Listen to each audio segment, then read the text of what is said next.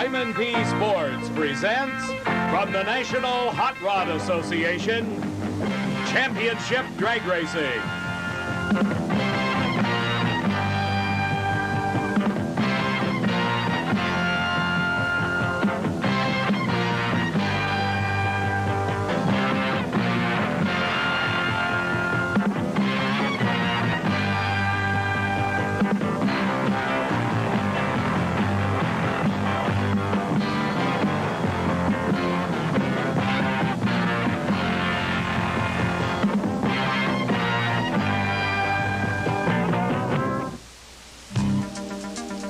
This is Raceway Park near Englishtown, New Jersey. Hello, everybody. I'm Dave McClellan, and Diamond P Sports is on hand for the coverage of the 14th Annual Summer Nationals. Working with me today is Steve Evans, and Steve, we've got quite a race on our hands. Especially in Top Fuel, Dave, where all eyes will be on this lady, three-time Top Fuel World Champion Shirley Muldowney. She won the opening race of the season, but then has fallen on hard times, not able to match the elapsed times of this man, Gary Beck, the quickest in the world of Top Fuel racing. Beck has already won 2 events this year and has a substantial point margin towards the title. And Steve, unique as it may seem, Gary Beck did not qualify in the number 1 position here. That was reserved for Richard Tharp. We're in the first round of racing right now, and a second-generation drag racer in the far lane, that's young Scott Coletta. Here in the near lane in the jet black dragster is Johnny Abbott. Well, Scott Coletta, only 20 years of age. This is his first season on the full-time Top Fuel Tour. He participated in the Sportsman Eliminators before that. Johnny Abbott, well, he was there at the first ever U.S. Nationals back in '55, but has not been very active this year and could be a bit rusty. Staged and ready, and first off the mark is Scott Coletta. Abbott has problems. Coletta has problems. A big break for Scott Coletta, as Johnny Abbott was the first to be problem-plagued, Dave. Sure was, and as Scott Coletta slows to a halt, his elapsed time at 6.88 seconds certainly is not indicative of his performance potential. Something going wrong with the car. The same for Johnny Abbott. Back on the starting line, we hear our next pair fired in this first round of Top Fuel eliminations. And Steve, it is the first generation of the Coletta racing team. You bet. It's Connie Coletta, Ypsilanti, Michigan, here in the near lane. The first driver ever in NHRA Championship drag racing to go over 200 miles an hour, and his opponent is Denver Schutz from California. Sure is, and Denver Schutz is a raisin grower by trade, but he teamed up with Mark Danikus and is fielding one of the more competitive West Coast cars that's made this long trip back here to Englishtown, New Jersey. Denver Schutz driving the Raisin Express. Denver was one of the original members of Traeger's 5-second club a number of years back, but then took some 5 years out of the cockpit and has been a bit rusty. Had some red light problems earlier at the Spring Nationals this year. And for Connie Coletta, his first major NHRA championship win came at the Winter Nationals way back in 1964. He is still very active. He's now fielding the 2 cars. You saw his son just a moment ago. He advanced to the second round, and a great start for Connie Coletta. He is pulling out ahead of Denver Schutz, and Coletta takes the win. Dave Coletta clocks a winning elapsed time of 5.81 seconds at 244 miles an hour. We saw some smoke coming out of the Denver Schutz power plant at half track. He was burning pistons, the engine expiring early. No way he was going to match wheels with Coletta's 581. On the starting line, Steve, is some of that Texas thunder that everybody has been talking about in the nitro-burning classes. This is the low qualifier in the far lane, Richard Tharp, driving for Kilpatrick and Cannell. They hail from Dallas, Texas, while his competition comes from San Antonio, and a nice guy by the name of Jody Smart. Yes, he is. In fact, quite a contrast here personality-wise. The very flamboyant Richard Tharp, the very soft-spoken, gentlemanly Jody Smart. Now, we're looking at Tharp Hill, Kirkpatrick and Cannell, the team. He was a low qualifier at a very nice 5.60. Everyone quite surprised, as we mentioned earlier, that Gary Beck didn't show in his 550s or 540s for that matter. Jody Smart has been runner-up so many times and has still not yet gotten into that NHRA winner's circle, but he never quits trying. You got to keep trying, and it looks like something may be wrong over on Richard Tharp's car. The crew beginning to gather around the car. Starter Buster Couch goes over, and it looks like Richard is getting out of the car. And in addition to being flamboyant, he sometimes can get just a bit upset. And Tharp getting out of the Kilpatrick and Cannell car. Don't know yet what's wrong. We get word from the starting line, Dave, that there was oil leaking out of the snout on the front of the blower. Now, the blower really doesn't hold that much oil, but Starter Buster Couch, being very cautious here, didn't want any of that on Richard's tires. And on that shot you saw just then of Jody Smart's car, you can see that supercharger, snout as you call it, is right behind the driver's head, encased in that roll cage. So he can't know what's going on. It all has to be relayed to him. So a big break here in round number 1. Jody Smart smokes the tires off the starting line, but Jody is going after a low ET of a 583. That is amazing, Dave. As hard as he smoked the tires, losing traction about 50 feet out, still a 583. And how about the speed? 251 miles an hour for Jody Smart, who goes into round number 2. And, of course, the important thing being the elapsed time, because the lane choice in the next round will go to the racer with the lower elapsed time from the previous round. And Jody Smart, with a tire smoking run that everybody had given up on except him, ran a fine 583. The lady from Virginia, Allison Lee, primes the injector on the supercharged nitro-burning engine in the Jim and Allison Lee car from the Plains, Virginia. Their driver, Butch Osmond, idles forward towards the burnout area. The Jim and Allison Lee team, Steve, has been in drag racing for quite a number of years. They are a true lady and gentleman of the sportsman category, as you would refer to horsemen, which they also have got a vested interest in thoroughbred horses. But their love is drag racing, and they have proven it many times over. Their latest driver, a fine one, Butch Osmond out of the state of Ohio. I'll tell you, Allison Lee's not afraid to break a fingernail working on the motor. Their opponent here, and here's a guy that is red hot, Joe Amato. As the emergency crew is still out there making sure there's no debris after Tharp's burnout. In fact, a little fuel leaking out of Amato's car. I believe that's what they're cleaning up. An awful lot of cars will do that. It kind of comes out of the overflow. Both this man, Butch Osmond, and Joe Amato, veterans formerly of the Alcohol Dragster Wars. Butch has been as far as runner-up in national event competition, but Joe Amato, the fellow in the far lane, got his first taste of victory on the big-time tour just a couple of weeks ago in Montreal, Canada, winning the NHRA Grand Nationals. Steve, both of these cars could be considered husband and wife teams. Joe and Jerry Amato for the bright red car, and the yellow machine of Jim and Allison Lee. Their driver is Butch Osmond. A lot of concentration going into the starting principles here.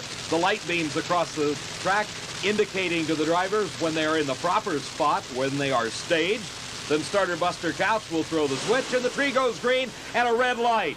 For Butch Osmond, he streaks through the quarter mile, but it does him no good at all. He left too soon, left the big red light showing on the starting line, and Joe Amato advances to round number 2. You'd have to say here that Butch Osmond gave that race away to this man, Joe Amato, because as hard as Joe Amato smoked the tires, he lost traction so very early, it's doubtful he could have recovered even to match the 627 for Osmond. So Osmond, who cuts that tree very closely all the time, this time was just a little bit too alert. Our next pair of cars coming up in the first round of Top Fuel Eliminator, and this is Dick LaHaye out of Lansing, Michigan, sitting in front of some 2,500 horsepower with those huge 18-inch wide slick tires, trying for the traction necessary to give him the win in this first round of racing. And he's got a tough chore because he is taking on the car that has been the quickest in the world all season long. He has been into the 540s, and this is Gary Beck from El Toro, California. The racers call this machine the Blue Rocket, Dave, and it's aptly described. Owned by Larry Miner, a rancher, potato farmer in Hemet, California, it is really something to watch. And speaking of the feminine side into Top Fuel Sport, Dick LaHaye, when his son quit crewing for him, he hired his daughter. And this lady can take that engine apart as well as any guy in the pits. Steve, you've spent a lot of time in the pits this weekend, and that's just plain hard work. A girl doing this kind of work? Oh, well, she transports the car from race to race. LaHaye flies in or drives in his passenger car. In fact, she does everything now except tune the motor, and that's up to Dick. And tune the motor, Gary Beck can do as well. There's a lot of bells and whistles on this car. Levers and high-speed lean-outs and all kinds of fuel control things that a lot of drivers wouldn't be able to handle in that short 5 seconds. Gary Beck can do it, and that's part of their secret.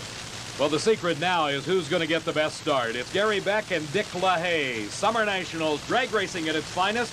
Both cars now into the staging beams, a green light, and Beck smokes the tires, but he's ahead. The biggest problem for Beck is overpowering a racetrack. Now he's burning pistons, but still, Gary Beck has enough raw horsepower to pull it off at a 572, an amazing elapsed time considering all the problems, 238 miles an hour. And I'll tell you, Dick LaHaye was there all the way at a 585. 239 miles an hour. A lot of work is going to take place between this round and the next in the Gary Beck pits. When you talk about all the levers that a man has to pull in the high-speed lean-outs, referring, of course, to the fuel distribution system. And if one little thing could go wrong, possibly it did on that run, as you saw the smoke coming out from the burned piston. All right, we're ready for more competition. One of the best drivers from Southern California, Dwight Salisbury. The car owned by Earl Whiting, based in Aberdeen, Washington. That's Big Earl in the black shirt, as Salisbury smokes the tires on the burnout. They barely qualified this car. They have been struggling. They made it into the number 16 spot, and their competition is David. The bright pink machine with one name on it, and that is Shirley. Down at the far end, Gary Beck getting out and looking over a very oily situation down there as the motor expired going through the trap. But Shirley Muldowney is the reigning world champion. She is the three-time world champion, the only person ever to win more than one Top Fuel World Championship title.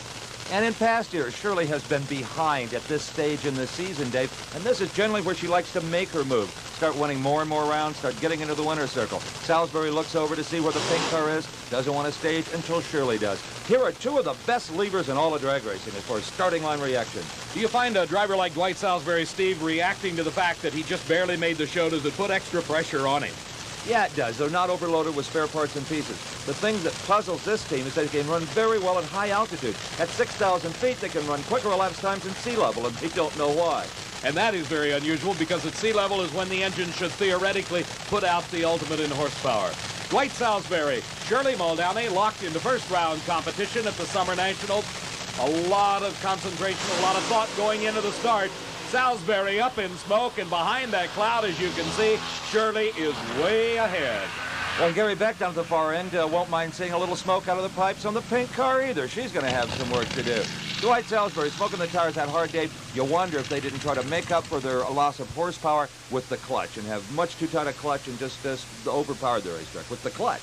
And when you see the tires go up in smoke instantly, it indicates that the 2,500 horsepower is being applied directly to the tire and to the track, and the traction just wasn't there to hold it. Our next pair of cars back on the starting line is a former competition eliminator racer, and that is down into the sportsman category of competition. He used to run a little Chevrolet-powered Econorail. Then he moved up to an alcohol dragster, and right now in the near lane, qualified in this double tough field, is Jim Head. Well, the biggest surprise in qualifying, Dave, had to be this car called the New Englander. It is Bob Simmons of Ellington, Connecticut, who will be racing Jim Head. It's a surprise because that was a Donovan power plant in Simmons' car that has not been competitive for a number of years, and apparently the strain of qualifying has caught up with him. He has lost fire. It's a single for Jim Head. And Jim Head is not backing off in the least. He wants the elapsed time that may give him the lane choice, and he does very well with a 5.86 second elapsed time at 236 miles an hour. When we talk about elapsed time, we're talking about the amount of time it takes to cover 1,320 feet from a standing start. An exact measured quarter-mile distance is the length of the racing surface in championship drag racing. And within those 1,320 feet, Steve, it looks like Jim Head may have lost a few pistons on that one. That's almost routine these days, Dave. The competition is so tough. If you don't have any oil or burned pistons, it's abnormal anymore. Here is the real veteran in the field. As far as the number of years racing are concerned, it's got to be Gene Snow, the snowman from Fort Worth, Texas, who literally invented the professional funny car as we know it today. Speaking of funny cars, they'll be along just a little later in our show. But this is Snow, the black gold car. His competition is another of the East Coast entries. As you see him approaching in the far lane, the water box, the water, the assist in the burnout procedure. The burnouts, of course, are done to heat up those huge tires. And when we say heat them up, we literally mean burn them. Now watch Gene Snow's car as he rolls forward to put more rubber down on the racing surface. The tires smoking, indicating that they are very hot, literally burning. We've had instances in years gone by of them actually catching fire when the headers were directed more toward the tire. But the rubber transferred to the racing surface gives them, and we got a problem, it looked like, Steve. It was Hank Endres headed down track like he could not stop.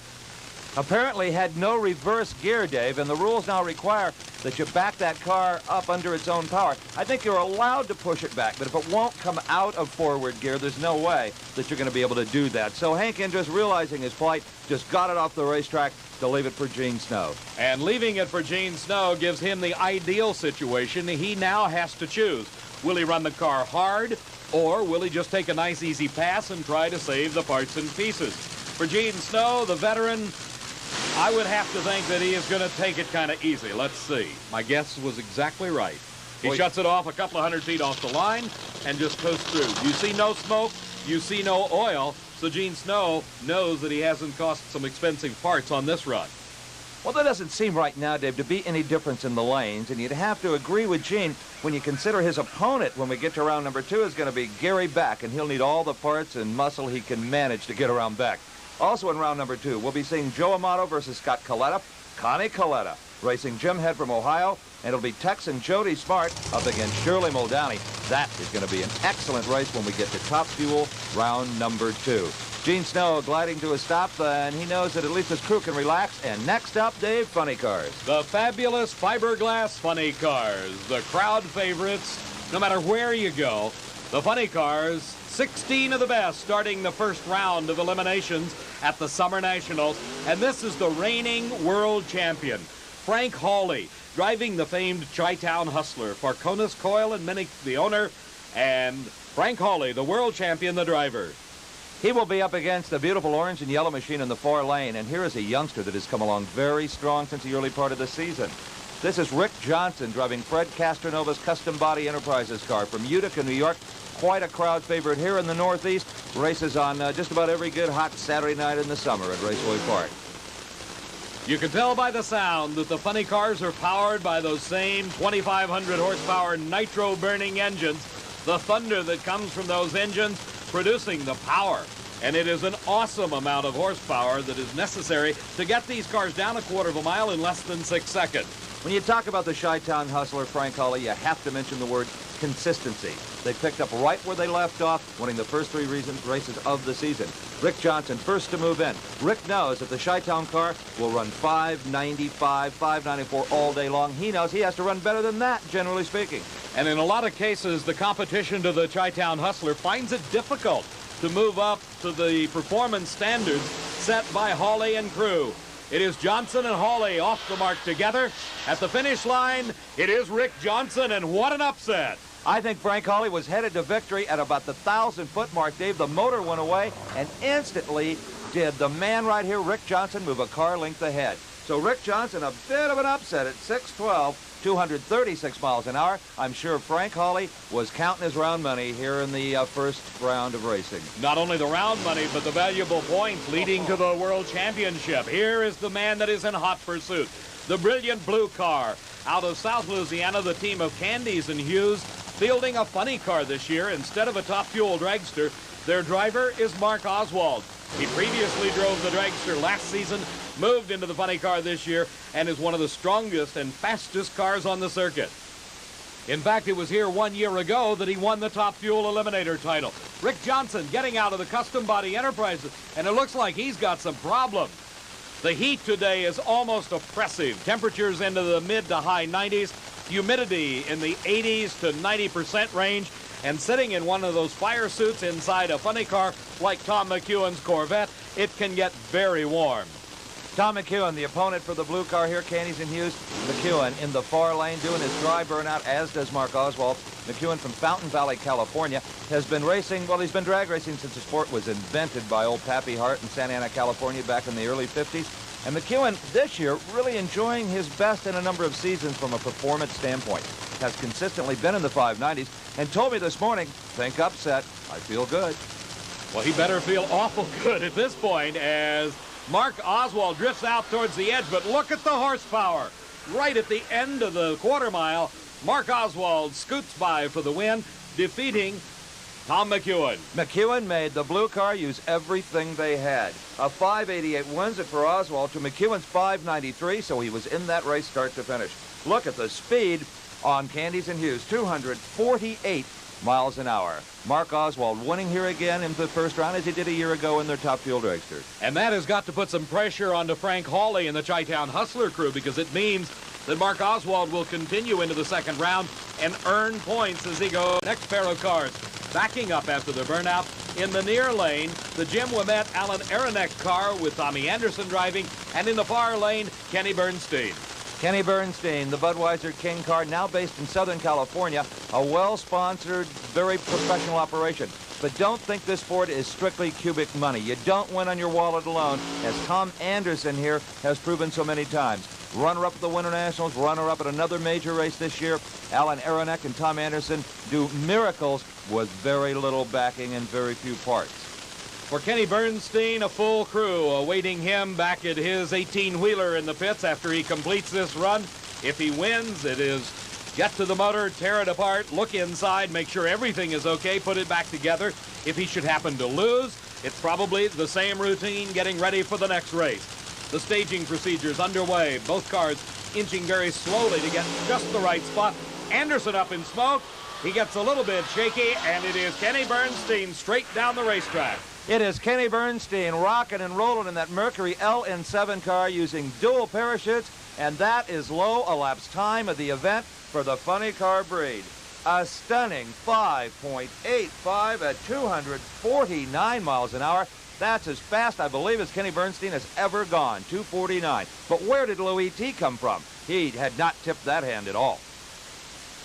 Steve, when you talk about a veteran of drag racing, here is Don the Snake Prudhomme. He is the winningest fuel dragster or funny car racer combined ever in the history of the sport. His competition will be a guy from just right down the road, a neighbor in the San Fernando Valley of Southern California. That is Little John Lombardo.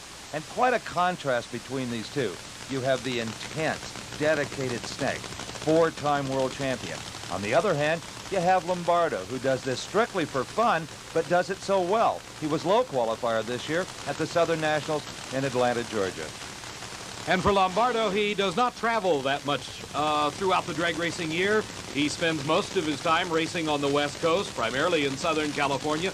You notice almost a total absence of sponsor names on the side of his car. He would prefer to go racing in his own style, at his own pace, and when he wants to do it. You know, Motorwood's a Little John. If you got sponsors, you got to talk to him, be nice to him. He doesn't care, but he cares about beating the Snake. This is an old rivalry. And he's on fire, going off the edge of the track. Lombardo pulls back onto the racing surface and brings the car to a safe halt. The dreaded terror of all funny car racers is a fire. You see the emergency hatch coming open as he is out in the grass, coming to a stop, and Little John Lombardo coming out of the car through the escape hatch in the roof. Apparently got a connecting rod and put it through the side of the motor or out the oil pan, Dave. That's usually what would cause a fire like this, that intense, that quickly. A lot of oil under the tires. Lombardo did a wonderful job of keeping this car right side up. The safety safari team also doing their outstanding job, being there just as soon as he comes to a stop. He is just fine. Peeling off his fire suit, Don Prudhomme. Let's take another look. And here he goes. The oil comes out of the engine. The fire begins. He hits the onboard fire extinguisher systems. The fire goes out. At this point, he goes through the traps, waiting until he passes the timing lights before he pulls off into the grass area here on the edge of the track surface at Raceway Park. So Little John Lombardo, A-OK.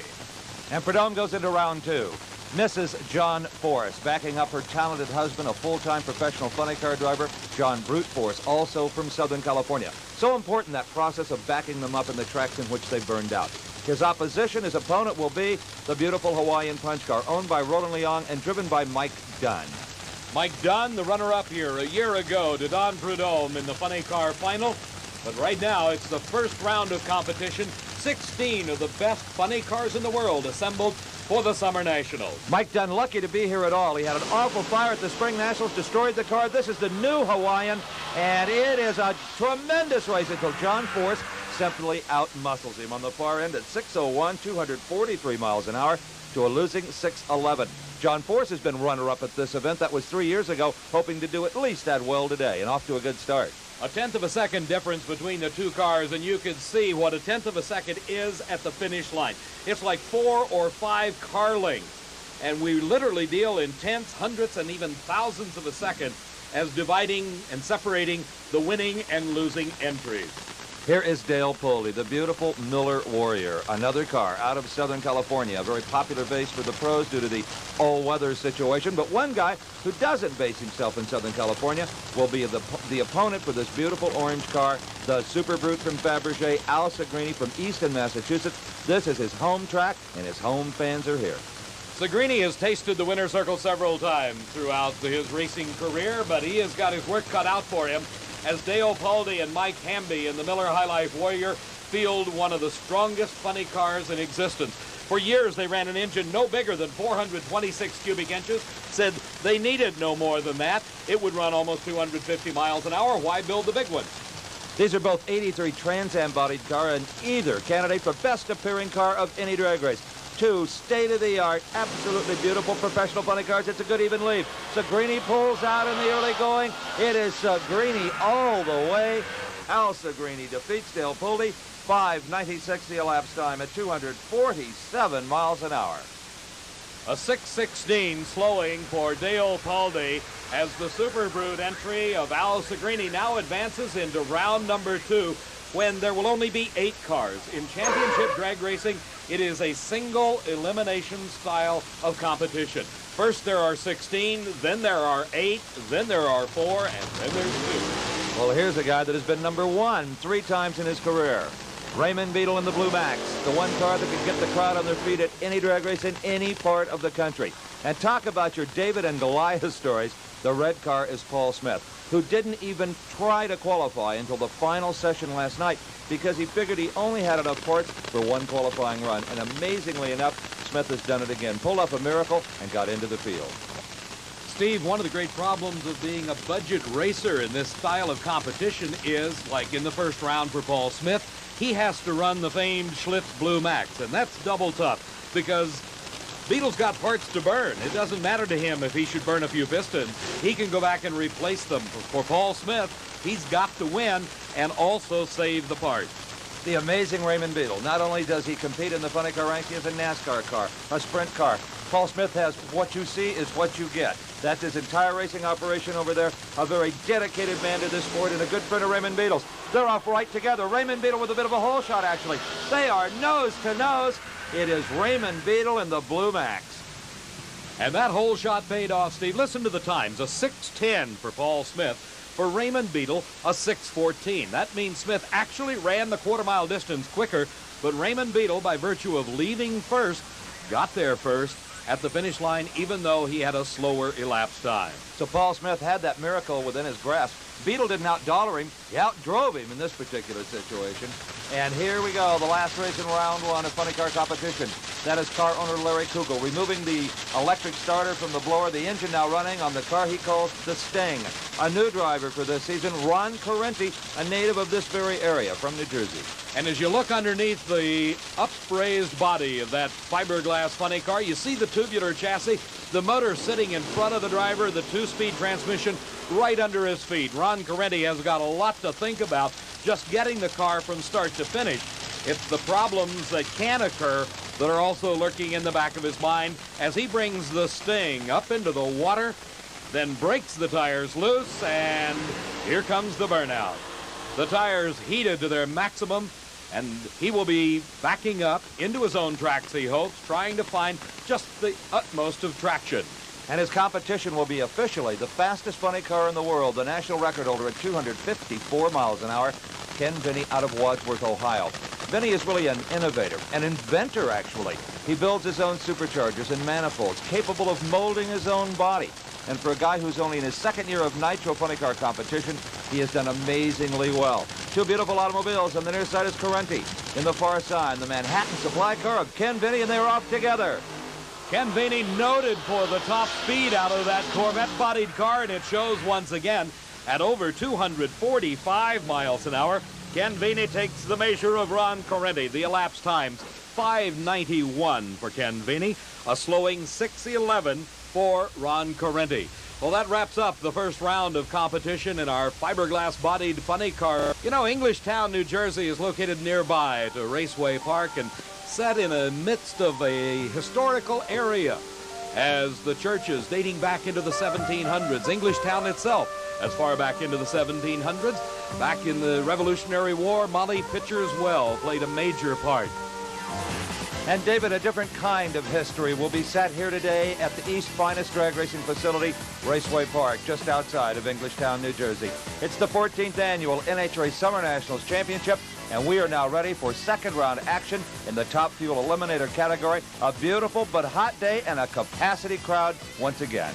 When we talk about hot, it is temperatures up into the upper 90s with a high humidity level, and it's very taxing on these drivers as they sit in their fire suits encased in the roll cages waiting for their shot at the quarter mile.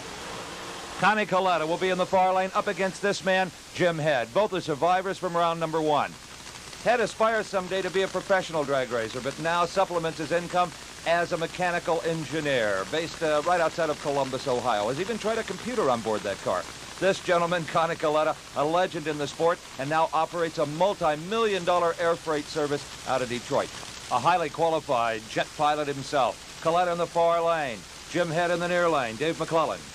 By virtue of the previous round's times, the lane choice going to Connie Coletta, we have not noted thus far any difference but a red light. Jim Head tries to put a whole shot on Connie Coletta, and Coletta's engine having a lot of problems. Sparks coming out of it, generally indicating when they come out the bottom of the car that there's problems with the clutch. Coletta brings the car to a safe stop. He doesn't seem to be having any problems with it, but you can see a huge shower of sparks coming out of the back of the car. As we watch Jim Head leave, he left just a fraction of a second too soon. Left the red light on the starting line, automatically giving the win to Coletta. But now watch the back of Coletta's car. You start to see the sparks coming out, little bits and pieces glowing out on the asphalt.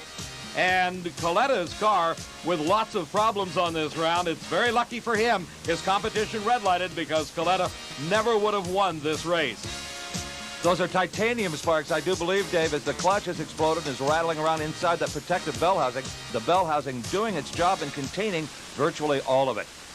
And next to incinerate the tires for second round Top Fuel action is Joe Amato of Old Ford, Pennsylvania. Amato's been drag racing for about 16 years, but only the past 2 years as a pro. He operates a high-performance wholesale business in Old Forge. His wife, Jerry, is his right arm.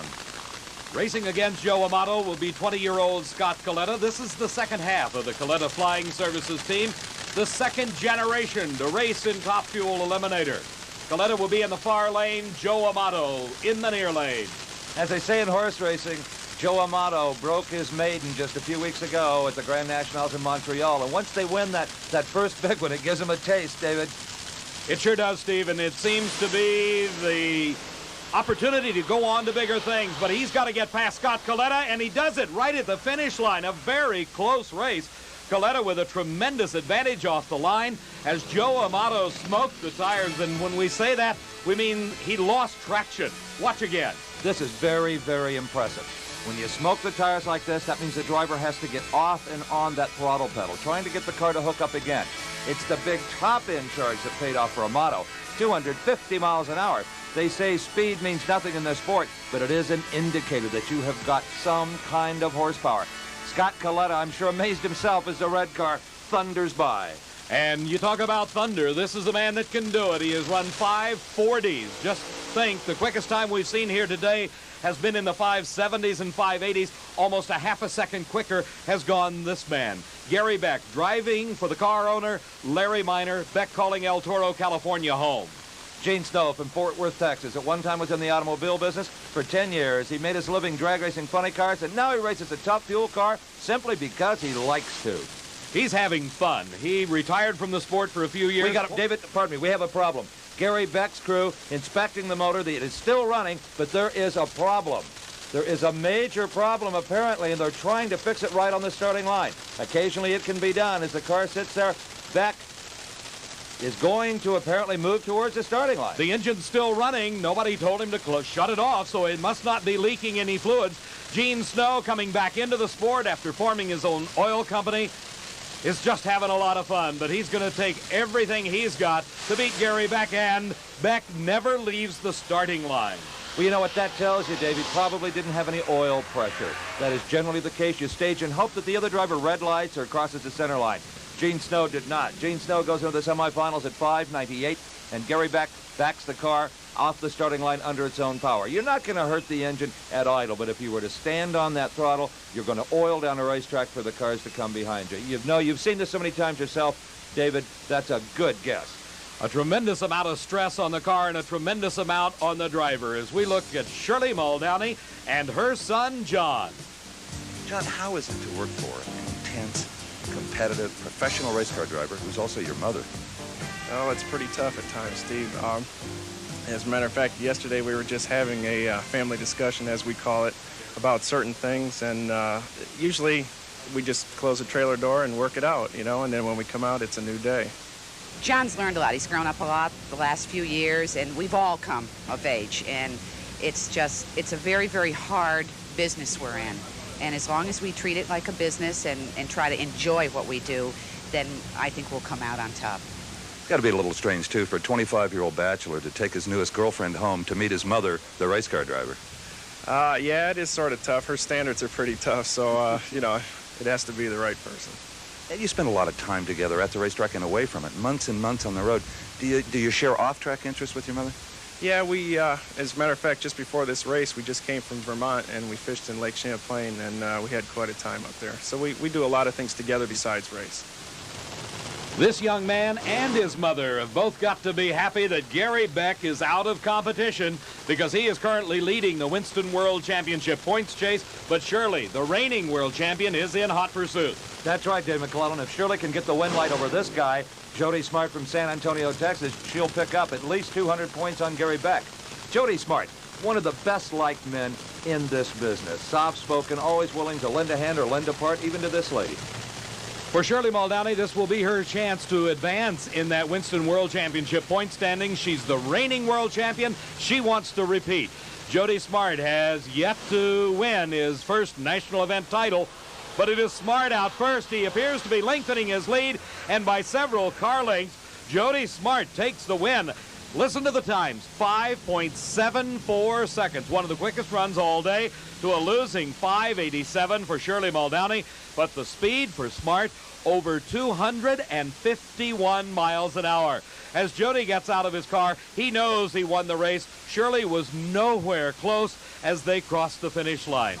And Shirley, she's sort of reflecting back on the loss. Shirley Muldowney congratulating Jody Smart down here at the end of the racetrack. They've raced probably a dozen times, and just a few weeks ago did Jody finally beat her for the very first time. Back on the starting line, the crowd favorite funny cars getting set for their second round of competition. We're down to 8 cars remaining. Here is Vini's Bet out of the Manhattan Supply Company, racing against John Force. Vini will be in the far lane. He's a former Southern Californian moving into the Ohio area a few years ago and moving last year into the Nitro car. John Force is one of the hardest working drag racers off the racetrack. He lets his crew take care of the race car. John's out attending to business, and you see the results of that. Many, many sponsors on this beautiful Pontiac Trans Am automobile. So it's John Force in the near lane up against Ken Vinny. Vinny driving a car of his own manufacture, the official national speed record holder. John Force moves first. A noticeable hole shot by John Force. It is Force. Boy, that is a race decided by a matter of inches as Ken Vinny. Watch now as we go back and look again. Force's car moves dramatically ahead of the car of Ken Vinny. And as they progress down the quarter mile, Force with the advantage. The car beginning to lose a little traction. You see it moving on the track. Now, Vinny at this point appears to be ahead. But as they hit the finish line, the broad yellow stripe, it is John Force in the win. Moving along in round number 2 of funny car competition, it is Don the Snake Prudhomme. Now, Prudhomme here in this round has drawn Raymond Beadle in the blue Max. Between Raymond Beadle out of Dallas, Texas, and Don Prudhomme, they accounted for 7 consecutive years of Winston World Championship titles. Apparently, Beadle has problems. Prudhomme in the Pepsi Challenger just takes a short burst off the starting line, then shuts it off. Steve, what could have happened to Beadle?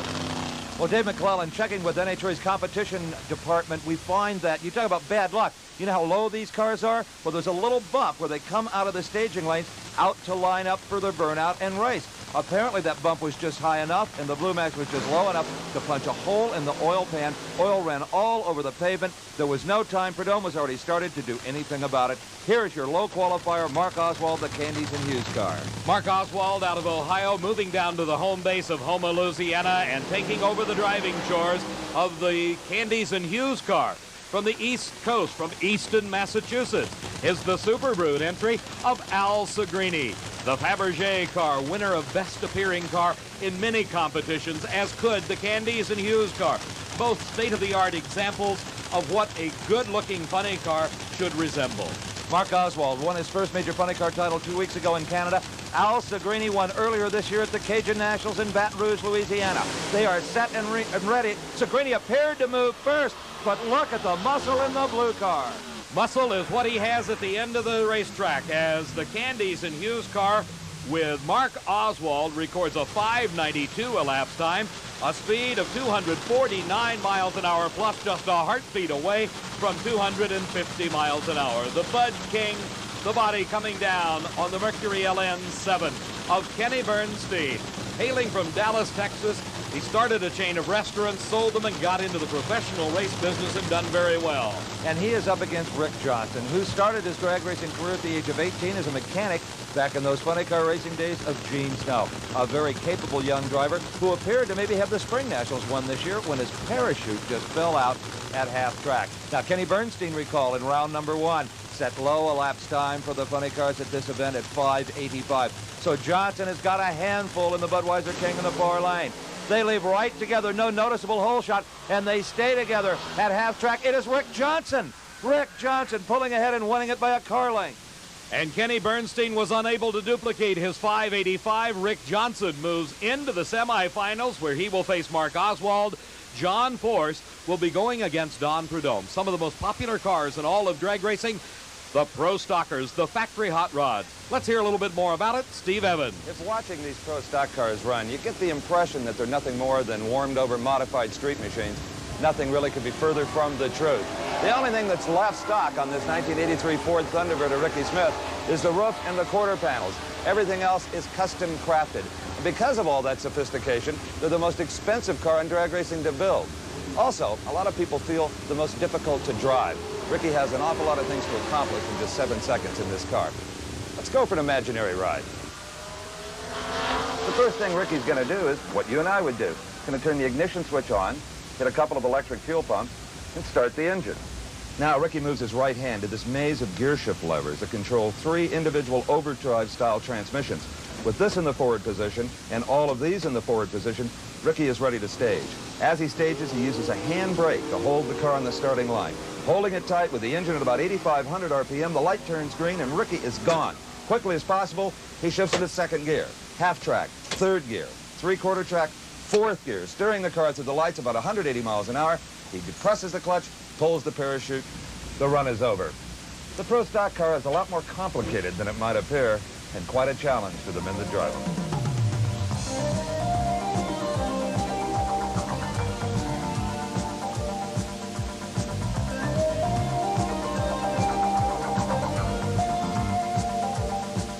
A wild ride by Bubba Corzine, but both Bubba and his Pontiac Firebird A-OK. These cars are very closely matched, very evenly matched in horsepower, in cubic inches, in weight, and we see just how close the racing can be. As they approach the finish line, it sometimes is just a matter of inches separating the two cars, determining who wins and who loses in this very popular Pro Stock category of championship drag racing competition. And Dave, we pick up our Pro Stock coverage with the semifinals. Don Kuntz here in the near lane, Lee Shepard in the far lane. Now, Kuntz will also do a burnout, but it's a little different style. They have an electronic mechanism that locks the front brakes so the rear tires can spin free and heat up in the water area.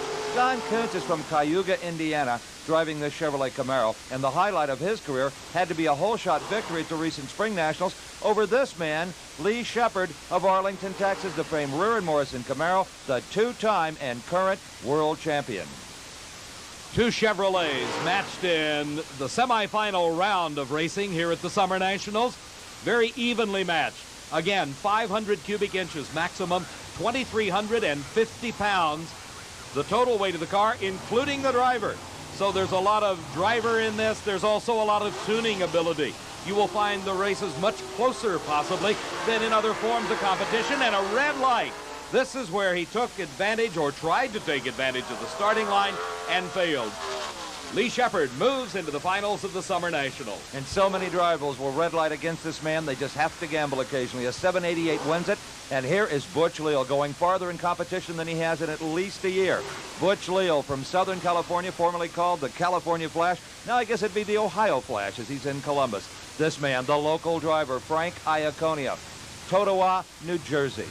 Number 2 in the world last year was Frank Iaconio, and he has set his sights in 1983 to win the Winston World Championship. But there's a lot standing in his way, and right now it is Butch Leal in the Rod Shaw Pontiac. 500 cubic inches each. Gasoline-burning engines, and Frank Iaconio by several car lengths takes the win. His speed over 177 miles an hour. His elapsed time 7.80 seconds.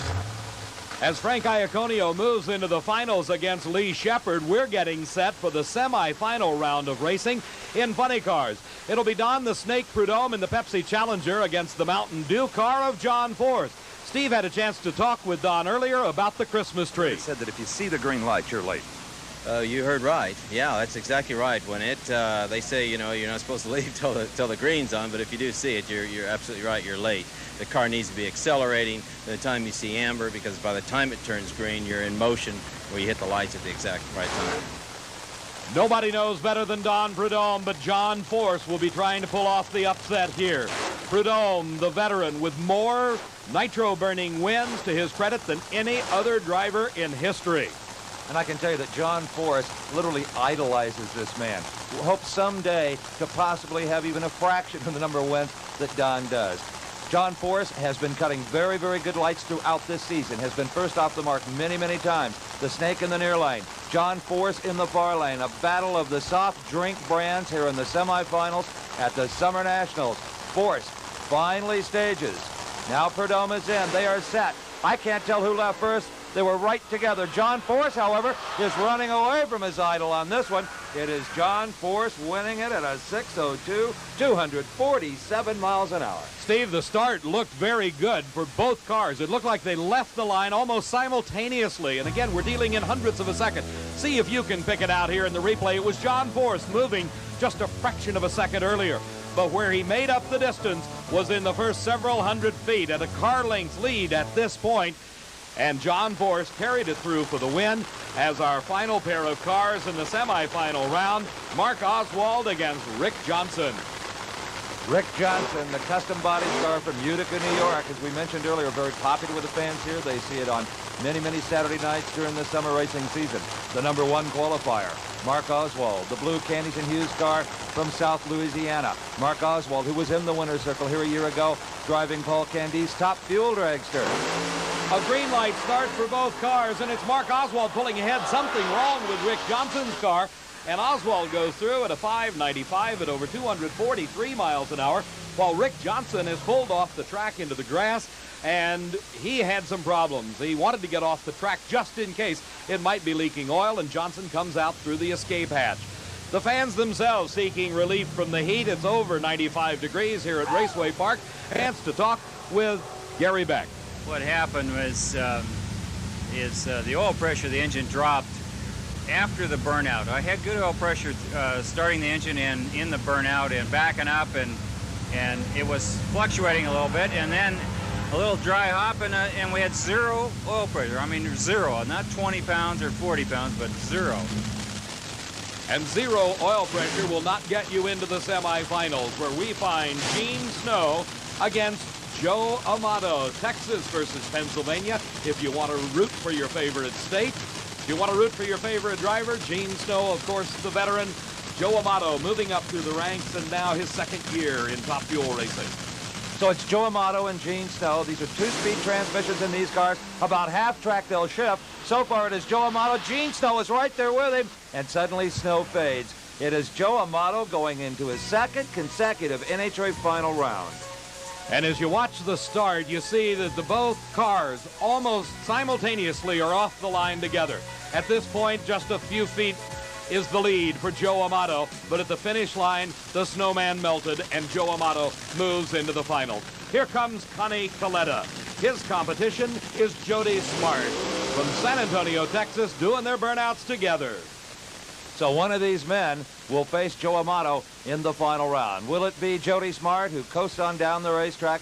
You know, they don't want to stop these cars too quickly, David, because occasionally the fuel will rush away from the pump and cause the car to die. And that has happened quite a few times to Jody Smart. So he's very cautious about that now. Connie Coletta doing a shorter burnout, backing up down in the shutdown area, getting set to head to the pits to work his car over before the final round is Joe Amato. And Joe very happy with his second in a row final round appearance at an NHRA championship event. Dave, Connie Coletta is very anxious. He's motioning to the starter, get Jody Smart up here. I'm ready. Jody Smart, who took a long time in the burnout, as we explained why he stopped the car so slowly. Coletta is not happy at all. Finally, they are staged and ready. Jody Smart is in. And the motor explodes on Connie Coletta's car. The car going sideways and trailing oil. You can see it just coming out of the engine and the flames underneath the car. Connie, I am sure, realizes that it's rather warm. Jody Smart shuts it off. He goes on through and takes the win and turns off. But for Connie Coletta, a tremendous engine explosion. The fire still burning. The NHRA Safety Safari crew getting onto the scene, and out comes Coletta of the car. I have a feeling his backside a bit scorched at this moment. I think he felt the fire on that one, even though the engine is the rear of the car. Coletta inspecting the damage, and he's going to find that it is severe. It's been a long time since I've seen a fire like that right in the starting line area. Coletta is still hot. Now, here is where we first noticed that Coletta was in a hurry, a man in a hurry. He wants Jody Smart up there, staged and ready. But, you know, David, Jody Smart does the same thing every round. Here you see the pressure. Coletta had too much heat in the motor. Jody Smart always does that long burnout. Always the crews talk before they start the cars as to what each is going to do. I really can't understand Coletta's problem here. It appeared that his crew got in too much of a hurry. He just let the clutch out and hit the accelerator pedal, and the motor literally exploded on the starting line in a ball of fire. The flames trailing out from beneath the car as the oil finally expends itself in his Coletta Flying Services entry. But Connie had a handful just to keep the car headed in a semblance of a straight direction. So Connie Coletta, in fact, the explosion so violent, we're told that it blew the cylinder heads right there. Is where it blew the cylinder head right up off the block.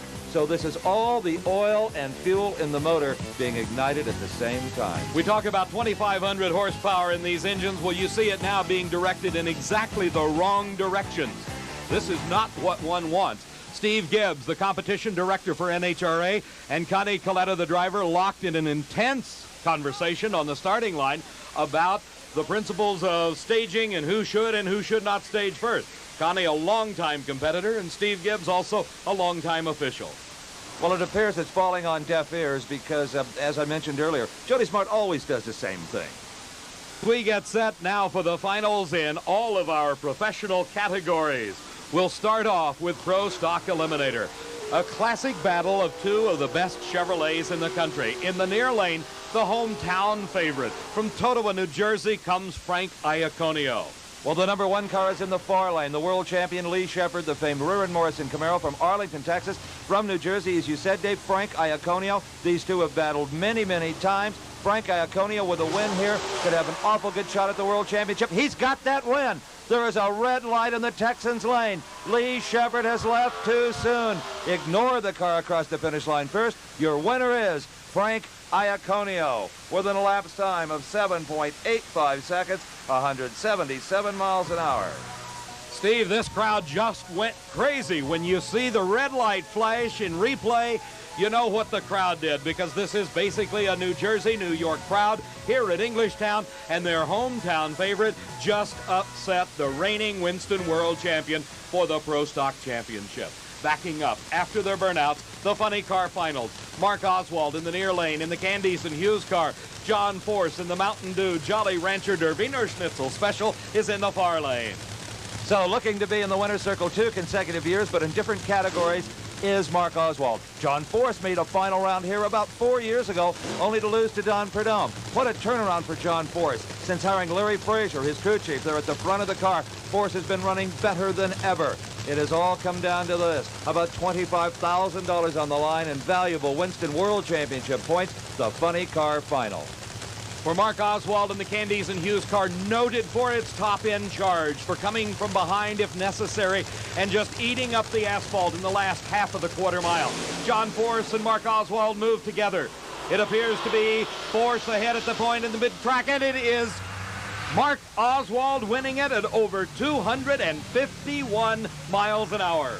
So for a parting shot, it is Oswald at 592, and you were so right, Dave. The big top-end charge made all the difference. Here we watch in replay as both cars locked in a head-to-head struggle as they leave the starting line. At this point, it's anybody's race.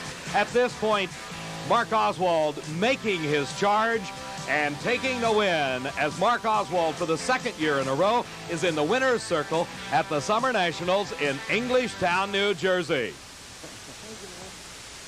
Mark Oswald already receiving congratulations as the Summer Nationals Funny Car champion. His second consecutive national event title in only his first year as a funny car driver. You'll remember he won here a year ago at the Summer Nationals in another category. No stranger to the winner's circle here is Mark Oswald. Mark going over to congratulate John Force on a beautiful final round. Very, very close racing. But for Force, his first national event still remains just slightly beyond his grasp. The pressure showing in the winner's face. Earlier, Steve paid a visit to Jody Smart's pit area. The one piece of equipment a driver hopes he never has to use during the course of a race is the engine hoist. But in the Jody Smart camp, a fresh bullet being installed in the frame rails of his top fuel dragster. Crew Chief J.E. Christic, the man sweating so profusely in the yellow shirt, found a burned rod bearing in the motor that has so successfully taken them to the final round. With a crankshaft problem, you don't dare run that engine. It's just not safe for the driver or anybody around. So J.E. Christic winches the spare engine into Jody Smart's car. They have absolutely no idea how this motor will perform, but they will put the same fuel system off the other engine, the blower, the injectors, and that is really kind of the heart of the motor.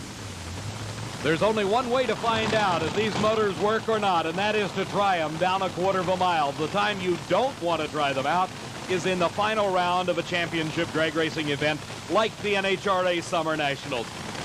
In the near lane is Joe Amato. He's the crowd favorite. He's from Pennsylvania, Old Forge, his hometown, a suburb of Philadelphia.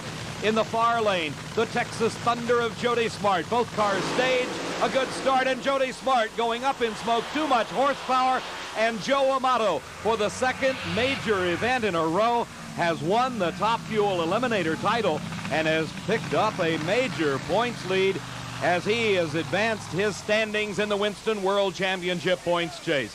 Joe Amato, the winner of the Summer Nationals, and he does it as you watch again Jody Smart going up in smoke and losing traction. Joe Amato is the winner. Joe Amato wins his second consecutive national event. Has now got to rate right up there with the Gary Becks and the Shirley Muldownies. Was there any point where you were concerned down the racetrack? No, the minute the car left it didn't shake, and I was out 100 feet. I knew I didn't see Jody at all. I knew I had a good race going. Then when I got in high gear, he makes a big top end charge. I was just hoping nothing, sometimes you could blow the motor, he could come by you. And then I didn't see him coming, and it was just buzzing along. It really made a good move. And a good move was made by Joe Amato to take the win at the NHRA Summer Nationals. Our congratulations to all of the champions that participated in this outstanding event. Mark Oswald, your funny car champ. Frank Iaconio, the champion in Pro Stock. For Steve Evans, I'm Dave McClelland, saying so long from Englishtown, New Jersey, and the NHRA Summer Nationals Drag Racing Championship. This has been a Diamond V Sports presentation.